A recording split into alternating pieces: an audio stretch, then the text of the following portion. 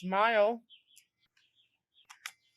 Let's talk about my experience at South by Southwest 2024. This was my second year going back to South by Southwest, and I watched a total of 27 films, and that beat out from the last year record. Last year, I watched around 21 films, I believe. I'm going to share some of my 5 favorite films that I watched in South by Southwest. And these are 5 films that just blew my socks off.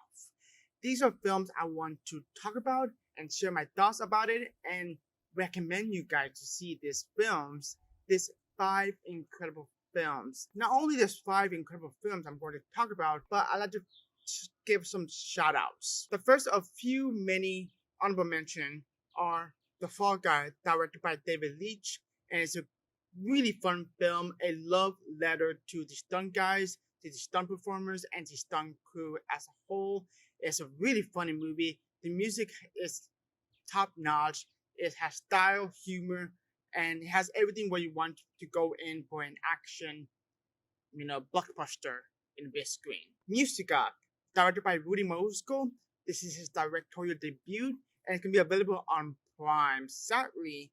But it's really another pleasant surprise film going in. That was a really cute, charming, creative little film about love, life. It's really surprised me. The Greatest Hits, really good movie. Love the style, love the story, love the characters' interaction from the main 2 leads. It's a heartbreaking, beautiful, funny, charming little film that is going to be available on Hulu.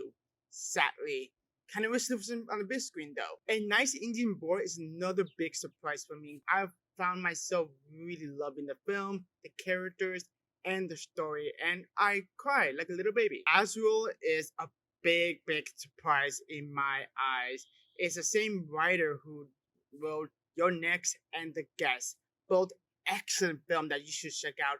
Azrael is a great film starring Samara Weaving, and it's a film deals with no dialogue, just expression, emotion, and a lot of blood and gore, and really cool ending. View this as a silent horror film, and that's what this film is. Lastly, in the honorable mention is Desert Road, starring Christine Forsett. It took me by surprise how much I enjoyed this film. The best way to experience this film is going and knowing nothing about this film, and it really helps elevate the engagement of the story, and I had a great time with that film. Now on to my top 5 favorite films that I watched in South by Southwest 2024.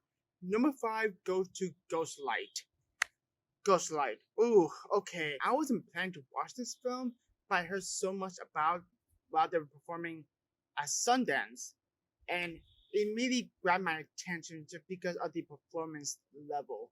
And that's what this film is you have to watch it just for the performance alone. Especially the main lead, Keith Kupferer, who brought so much rawness, realness, and so much depth and emotion. It's about grief, it's about loss, and it's also about healing and what a play can do, can heal you. And for that matter, for Ghostlight, it's about a construction worker who dealt a lot of loss and grief, and who is not himself, and he decided to do something different that he did not expect that it would help him go through a lot of heaviness in his life. He finds a way to how to heal himself by a play, because of a play that helped him go through a lot of emotions. And it's a beautiful film. Heartbreaking though, devastating, but a rewarding watch. It's a great film to study of the characters. The characters all around are real human beings and does not feel one-dimensional. It felt three-dimensional. You see them, what they're going through, especially for the main lead. I love the third act of the film because it's rewarding, it's satisfying, it's beautiful, it's emotional, it's everything what you want for in a human level storytelling that dealt real life problems in a fictional, media on film. I love it so much that I'm just hoping when this end of the year comes around, I'm hoping Keith Kupfer gives an Oscar nomination because His performance in this film is an Oscar nomination worthy performance. Not only the performance is worth seeing, the direction is beautiful, the cinematography is well shot, the story is so real and felt right.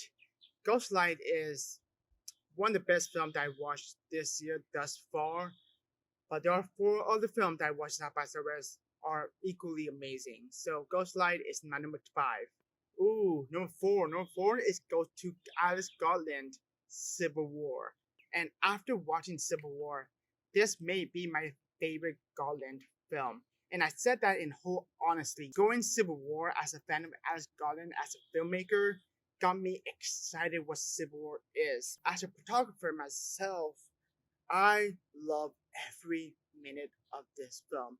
It's harrowing. It's a story that could exist in real life. And that's the scary part about Civil War coming out of seeing the film, is that it could be real. It could exist in our society, in our time. That what I love about this film is that we get to see the point of view of the photographer, the press, journalist, and what they go into the front lines and see what they see. Not from the soldier perspective, but the photographer perspective and how it affected the humanity, the soul into it.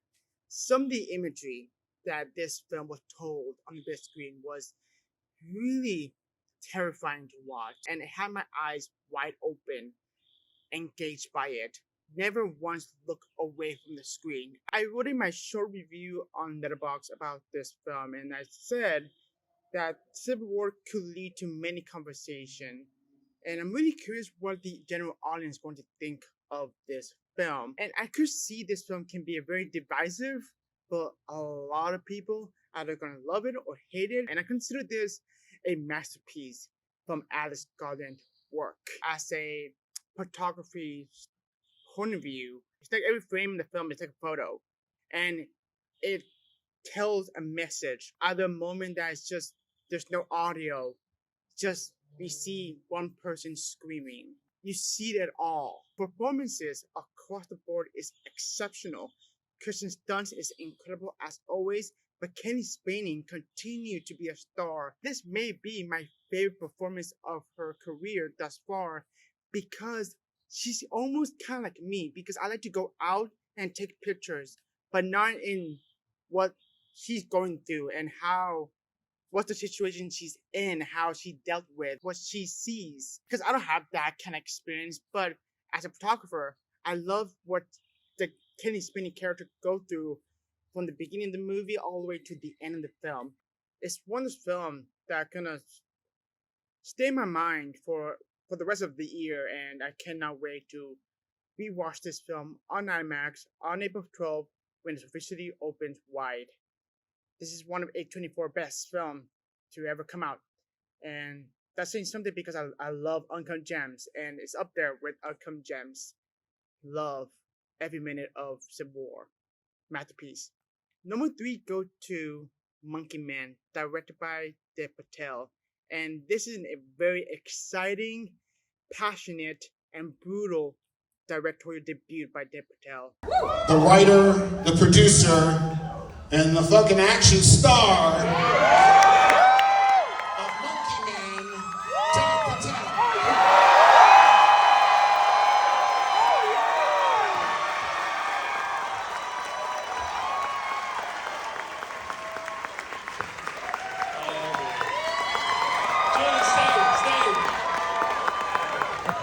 And he got a standing ovation when the film ends. Dev Patel deserved everything he got after watching Monkey Man. Monkey Man is just everything what I wanted and more. And to the people saying that this is a John Wick ripoff or knockoff, whatever you like to say, don't. It's not. It's not a John Wick knockoff. The action scenes, the action sequences that Dev Patel direct is incredible and mind-boggling that this is his directorial debut. It's just insane. Everything on screen is just, it had me smiling ear to ear every time I see frame by frame from the action sequences, the performances by Dev Patel, Toto Copley, by the entire cast.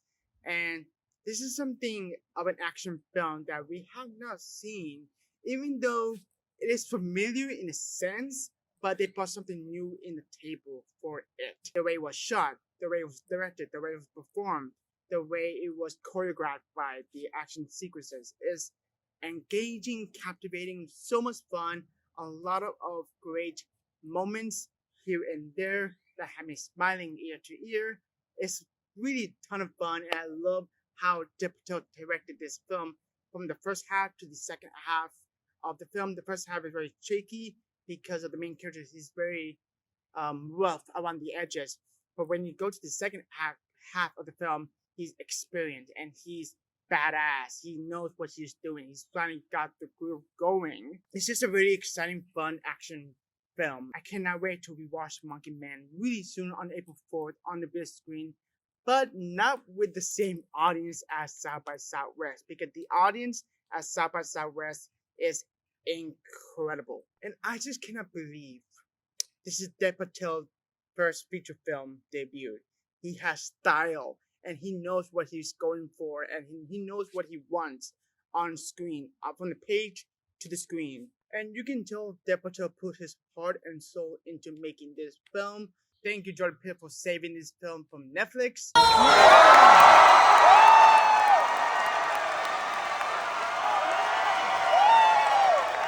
Because it is a theatrical worthy experience, not on my computer. My number 2 is a film that's so deep, so layered, and I just don't know what to make of explaining it. I don't know how I'm able to critique this film.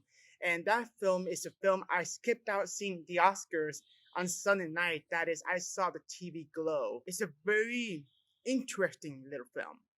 A film I'm glad I saw on South by Southwest.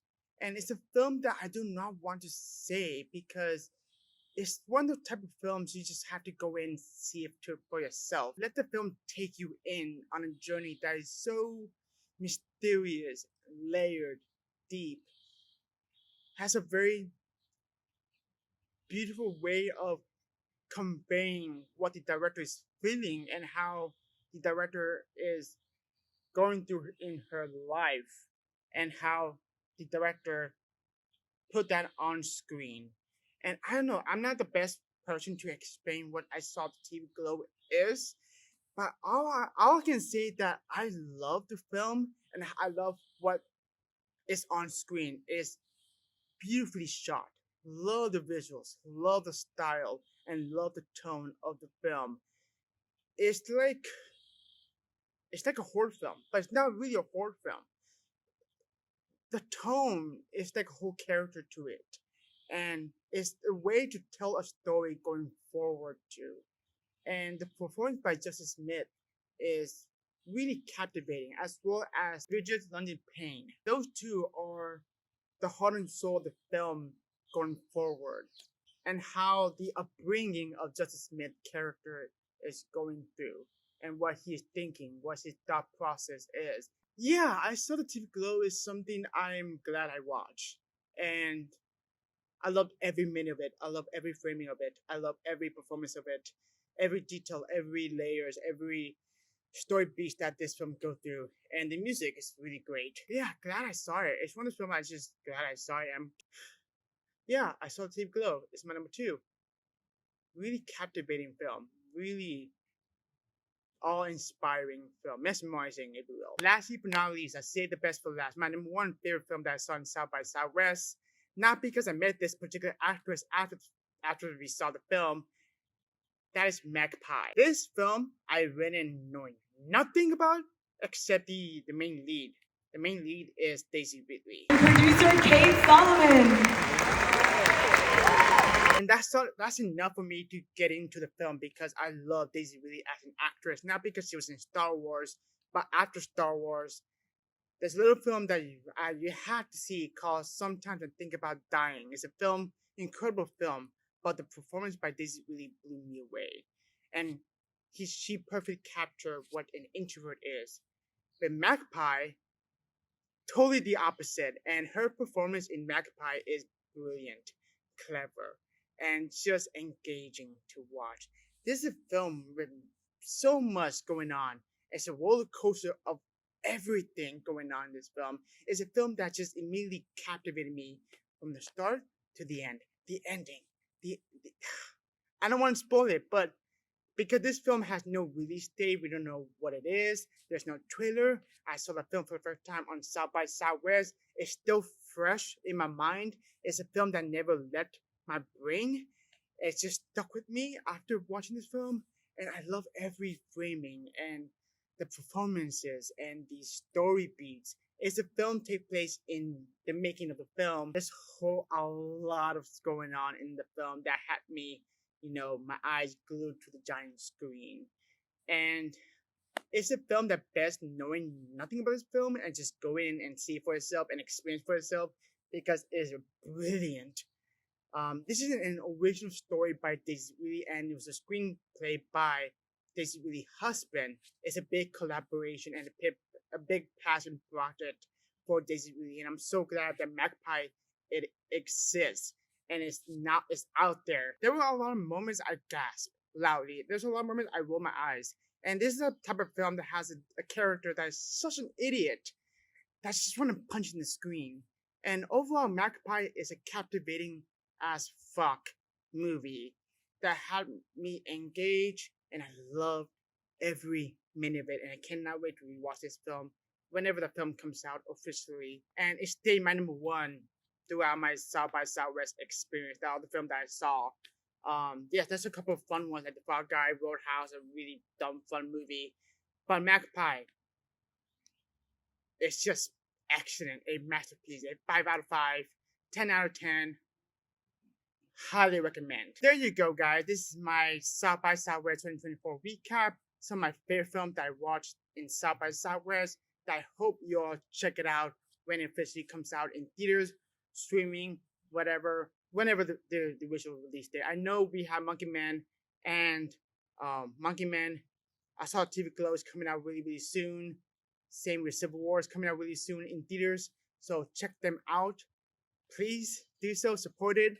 And I'm so glad I came back from my second year in South by Southwest, seeing my friends again, hanging out with them, watching movies with them. And I cannot wait to do it again next year, hopefully. Yeah, I hope you enjoyed this video. Have a good one. Take care.